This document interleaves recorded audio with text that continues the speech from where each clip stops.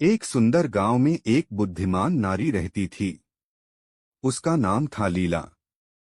वह गांव की सभी समस्याओं का समाधान निकालती थी और लोगों की मदद करती थी। गांव के लोग उसे बहुत सम्मान देते थे। एक दिन गांव में एक प्रसिद्ध ऋषि आए। उनका नाम था आनंद। ऋषि ने गांव में शांति और प्रसन्नता देखकर लीला की प्रशंसा की। उन्होंने कहा, हे लीला, तुमने इस गांव को बहुत खुशहाल बनाया है। तुम्हारी बुद्धि और करुणा से लोग बहुत लाभान्वित हुए हैं। लीला ने विनम्रता से कहा, महात्मा, यह मेरा कोई विशेष गुण नहीं है। मैंने भी जीवन में बहुत संघर्ष किया है। मैंने देखा है कि दुख और सुख जीवन का हिस्सा है। हमें इन दोनों का सामना करने की शक्ति होनी चाहिए। ऋषि ने कहा, तुम्हारी बात सही है, लीला। जीवन में उतार चढ़ाव आते रहते हैं। महत्वपूर्ण यह है कि हम इन परिस्थितियों से कैसे निपटते हैं। हमें धैर्य और शांति बनाए रखनी चाहिए। लीला ने पूछा, महात्मा, आप जीवन में क्या सीखे हैं? ऋषि ने मुस्कुराते हुए कहा, मैंने सीखा है कि क्रोध और लोभ मन को अंधा बना देते हैं। हमें इनसे दूर रहना चाहिए।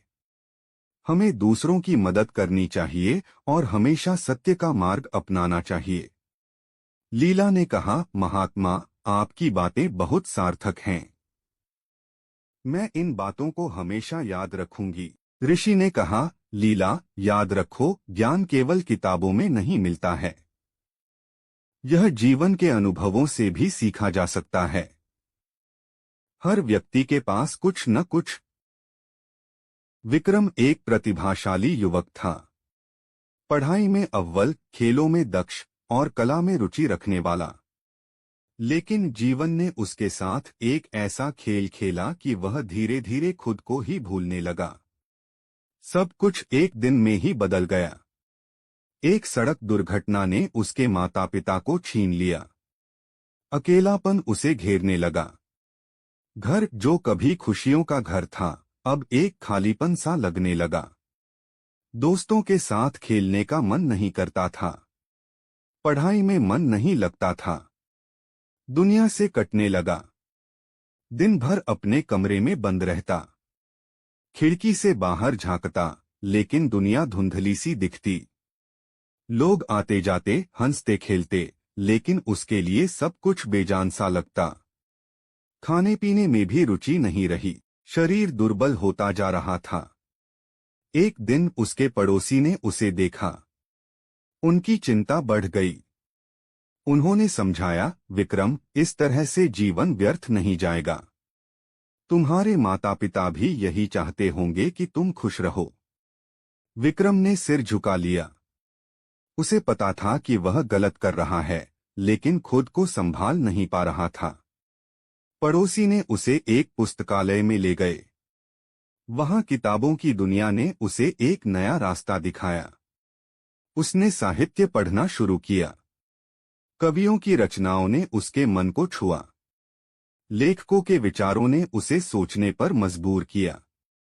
धीरे धीरे उसे जीवन का एक नया अर्थ दिखने लगा।